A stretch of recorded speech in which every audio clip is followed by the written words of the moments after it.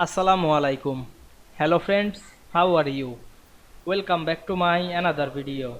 In this video, I am going to show you how to convert an entire Excel spreadsheet to PDF. Let's get started. At first, you have to open your Excel workbook. Now we can see here a sheet. Now we want to convert the sheet to as a PDF. At first, go to the file menu, select the export option and choose create Adobe PDF, and we can see here the entire workbook selection or sheet.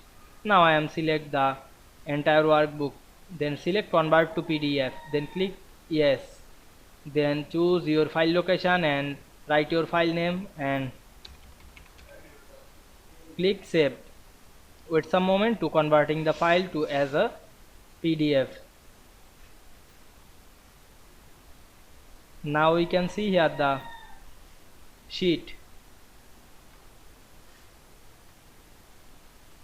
Now we can see we convert an entire Excel spreadsheet to PDF very easily.